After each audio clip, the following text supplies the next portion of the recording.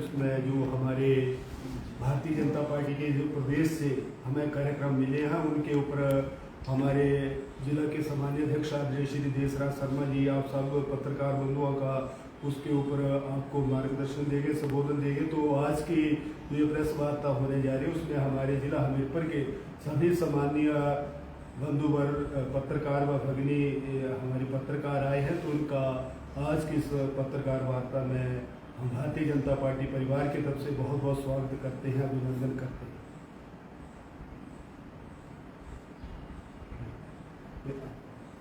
मेरा निवेदन रहेगा हमारे भारतीय जनता पार्टी के जिला के सम्मानीय अध्यक्ष श्री देशराज शर्मा जी से कि वे आज की प्रेस वार्ता में जिन हेतु की प्रेस वार्ता रखी गई है उनके ऊपर सब पत्रकार बंधुओं से अपना विचार आदान प्रदान करें। श्री देशराज शर्मा।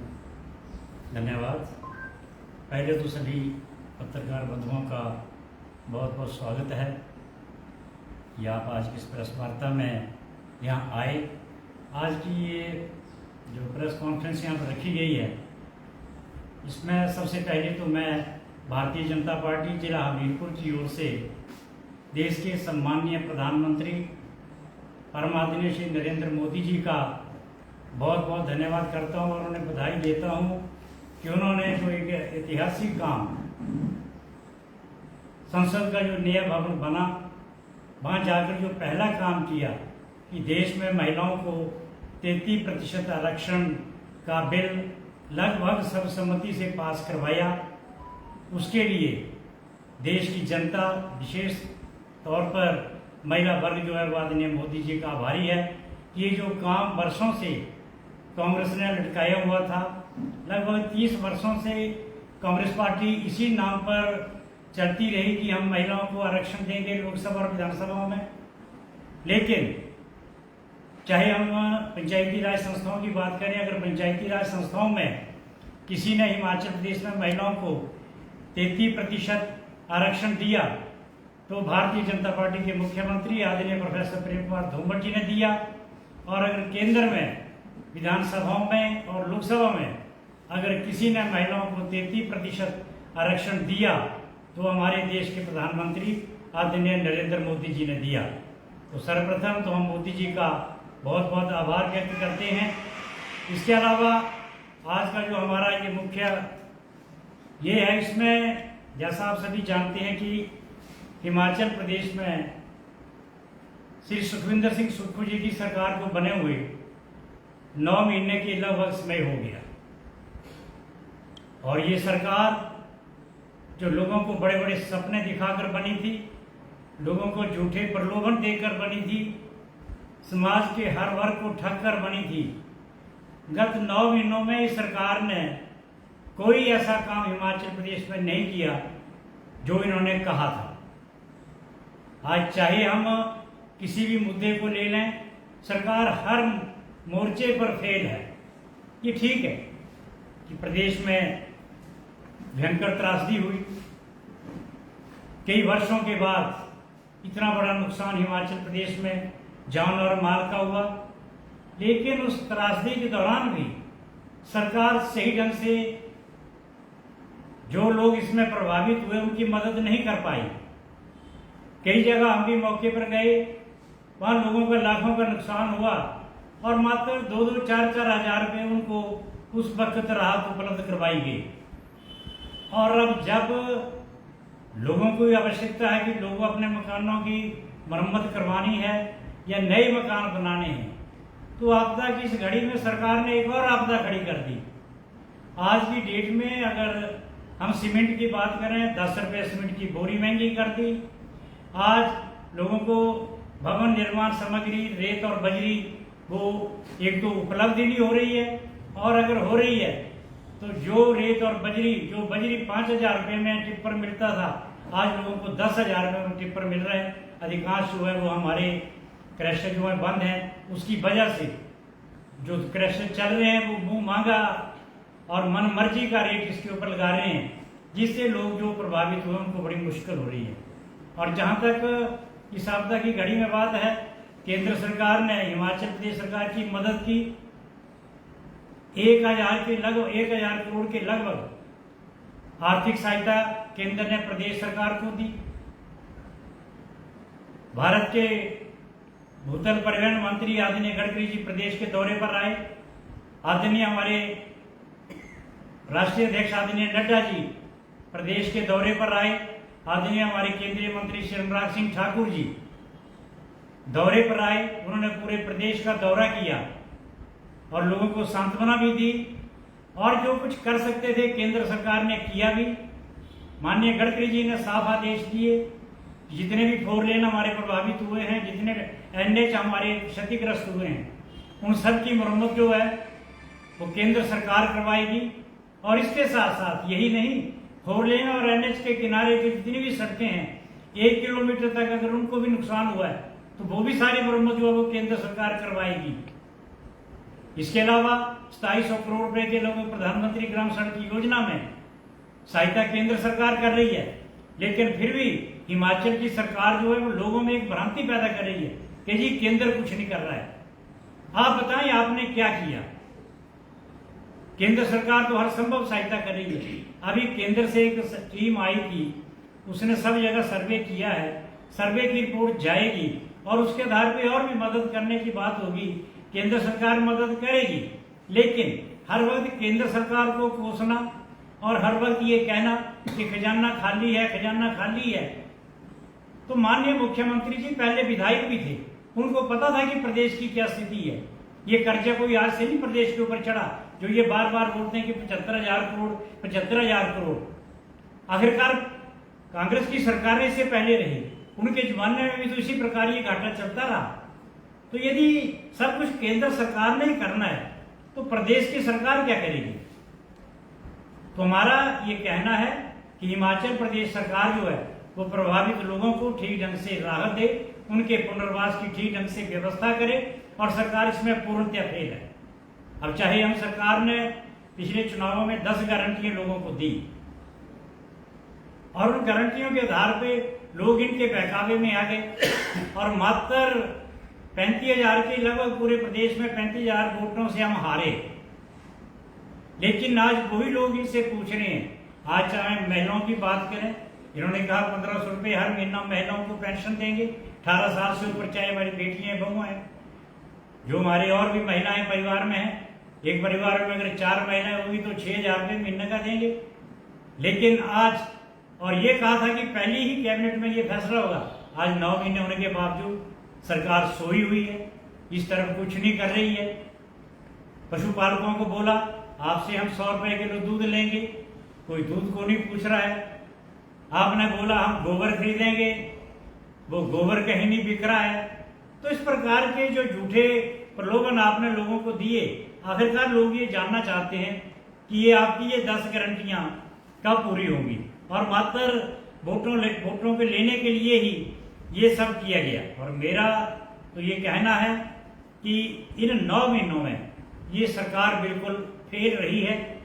चाहे कानून और व्यवस्था की बात करें, चंबा में कितना बड़ा कांड हुआ, नदी बद्दी नालागढ़ में कांड हुआ, और फिर हमारे भोरे में कितने मतलब जो असामाजिक तत्वों के कितने हौसले बढ़ गए कि उन्होंने सरेआम एक महिला के बाल काटे, उसका मुंह काला करके उसे गांव में घुमाया। तो कानून और व्यवस्था का जनाजा निकला हुआ है। तो इन सभी बातों को लेकर भारतीय जनता पार्टी के प्रदेश नेतृत्व ने यह फैसला लिया कि क्यों ना इस सरकार को पूछा जाए। इस सरकार को जगाने के लिए 25 तारीख को 25 सितंबर को सुबह 10 बजे शिमला में विधानसभा का घेराव रखा है। और उस विधानसभा घेराव में जहां प्रदेश भर से लोग आएंगे, वहीं हमारे हमीरपुर जिला से भी बहुत ज्यादा संख्या में हर बूथ से और हर मंडल से लगभग 250-300 कार्यकर्ता जो है वो प्रत्येक मंडल से शिमला जाएंगे और वहां विधानसभा का घेराव करके कांग्रेस की सरकार से उसका हिसाब पूछेंगे। और आज हर आदमी जो है वो अपने आप को ठगा सा महसूस कर रहा है। तो इन सब बातों को लेकर जो है वो ये रैली शिमला में रखी गई है और उसमें लोगों में बड़ा भाई उत्साह है, क्योंकि लोग मायूस हैं कि सरकार ने जो वायदे किए वो पूरे नहीं किए। तो अब जनता जो है वो हिसाब मांगती है, और इसीलिए हिसाब मांगने के लिए 25 तारीख को बहुत बड़ा ये हमारा कार्यक्रम शिमला में होने जा रहा है। हमीरपुर जिला का उसमें पूरा योगदान रहेगा। आज हमारे जिला की बैठक थी, उसमें मंडल से जो है वो तैयारियां पूरी कर ली गई हैं, उनकी समीक्षा की गई। हर मंडल से भारी संख्या में लोग वहाँ जाएंगे, और बाकी भी जो पार्टी के हमारा जो सेवा पखवाड़ा का कार्यक्रम चला हुआ है, आदरणीय मोदी जी के जन्मदिन 17 सितंबर से लेके 2 अक्टूबर तक हमारा ये सेवा पखवाड़े का कार्यक्रम है, जिसमें 17 तारीख को आपको पता ही है कि हर जगह हर मंडल में हमारे कार्यक्रम हुए। 18 को रक्तदान शिविर हुआ, उसके बाद 23-24 को हर विधानसभा क्षेत्र में 2-2 स्थानों पर ये हमारे स्वास्थ्य शिविर लग रहे हैं, और उसके बाद हमारा बूथ सशक्तिकरण का अभियान चला हुआ है, वोटर रिव्यू का अभियान चला हुआ है, और 2 अक्टूबर को गांधी जयंती के दिन स्वच्छता अभियान का कार्यक्रम है। तो इस प्रकार से हमारे ये सारे कार्यक्रम रहने वाले हैं। लेकिन मेरा फिर से प्रदेश की कांग्रेस सरकार से और माननीय मुख्यमंत्री जी से, जो कि हमीरपुर जिला से संबंध रखते हैं, उनसे ये निवेदन है, अनुरोध है कि जनता आपसे पूछती है कि जो गारंटी आपने दी हैं वो आपकी गारंटी कब पूरी होगी। आप सब आए, आपका बहुत बहुत धन्यवाद। जय हिंद। देशराज जी, बड़ी आपदा से हम लोग उभर रहे हैं और केंद्र से लगातार राज्य सरकार बात कर रही है कि इस आपदा को राष्ट्रीय आपदा घोषित कर दिया जाए। अब इस पर क्या टेक है भाजपा का? जहाँ तक राष्ट्रीय आपदा की बात आप कर रहे हैं, इसके लिए क्योंकि जब केंद्र में कांग्रेस की सरकार थी तो उन्होंने कानून में कोई संशोधन किया हुआ है, उसके ऐसे नॉर्म्स हैं कि उनमें ये आपदा नहीं आ रही है। अदरवाइज इसकी हमारी केंद्र की सरकार को कोई आपत्ति नहीं थी, लेकिन उनके द्वारा ही कानून में संशोधन किया गया है, इसके माध्यम से वो नहीं आ रही है। लेकिन उसके बावजूद केंद्र की सरकार है जो हर संभव सहायता कर रही है। जो भी प्रदेश सरकार ने मांगा वो सरकार कर रही है, और आने वाले समय में जैसे मैंने कहा कि इसका सर्वे टीमें कर गई हैं, उन सर्वे के आधार पे और जो भी आर्थिक सहायता करने की होगी प्रदेश केंद्र की सरकार प्रदेश सरकार की सहायता करेगी। सर, विशेष राहत पैकेज को लेकर बात कही जा रही है, क्या विशेष राहत पैकेज संभव नहीं है? कितनी बड़ी त्रासदी नहीं है हिमाचल में? क्या केंद्र सरकार को ऐसा नहीं लगता है कि विशेष राहत की जरूरत है हिमाचल को?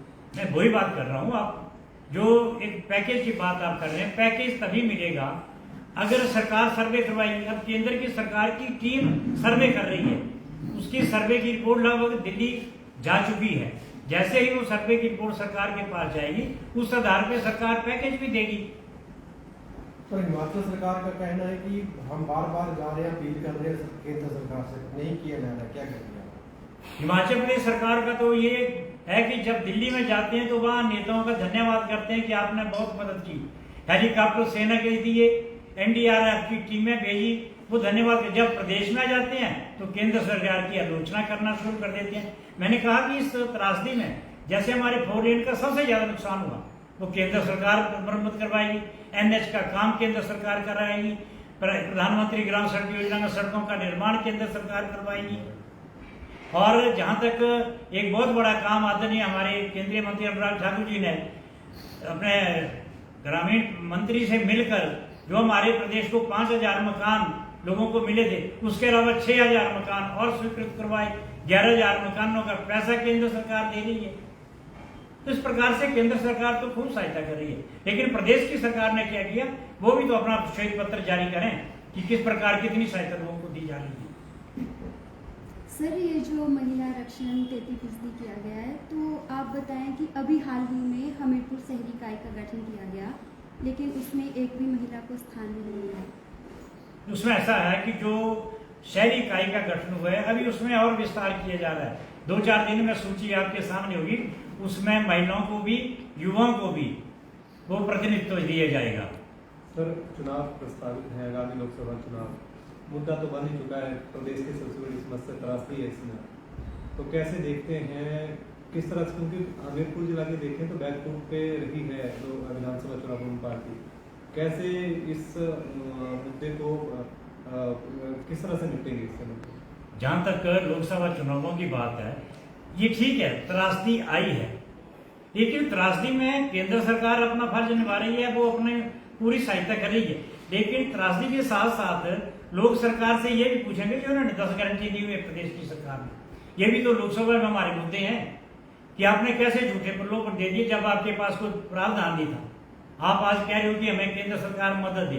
केंद्र सरकार आपदा में मदद करेगी, हर चीज में मदद करेगी। अभी आपके सामने इंडस्ट्रियल पैकेज केंद्र की सरकार ने हिमाचल प्रदेश और उत्तराखंड को दिया। केंद्र सरकार हर प्रकार से मदद करी है, लेकिन प्रदेश सरकार क्या कर रही है? प्रदेश सरकार ने जो झूठे प्रलोभन दे रखे हैं उनके ऊपर इनकी क्या कारगुजारी है, ये भी तो प्रदेश की जनता देख रही है। आपको एक बेसिक क्वेश्चन पूछ रही हूँ कि आप आरक्षण की बात कर रहे हैं कि महिलाओं की लिस्ट बनाएंगे नई फिर से, लेकिन फिलहाल ये जो कॉन्फ्रेंस लगी है एक भी महिला कार्यकर्ता नहीं आ सकी। नहीं, इसमें ऐसा है कि आज ये प्रेस कॉन्फ्रेंस जल्दी में रखी गई, इसलिए हमने अभी हमारे कार्यक्रम चले हुए पार्टी के और सारे हमारे कार्यकर्ता अपने अपने मंडलों में व्यस्त हैं। आज भी हमारे सुजानपुर मंडल की मीटिंग है, बहुत बड़ी मीटिंग हो रही है। इसी प्रकार सब मंडलों के कार्यक्रम चले हुए हैं। इसमें ऐसा नहीं है पार्टी में मंडल की बात हो चाहे जिला की बात हो, पार्टी जो हमारा पार्टी का संविधान है उसके मुताबिक पदाधिकारियों में भी इनको रिजर्वेशन है। अगर जिला में हमारे 17 पदाधिकारियों में 6 महिलाएं हैं, मंडलों में हमारे 17 पदाधिकारी 6 महिलाएं हैं। हमारी पूरे कार्यकारिणी 60 लोगों की जिला की है, उसमें 22 महिलाएं हैं। पूरा आरक्षण महिलाओं का तो भारतीय जनता पार्टी पहले से सम्मान करती आई है और भारतीय जनता पार्टी पहला ऐसा राजनीतिक दल है जिसने महिलाओं के बारे में सोचा है और महिलाओं को आरक्षण दिया है।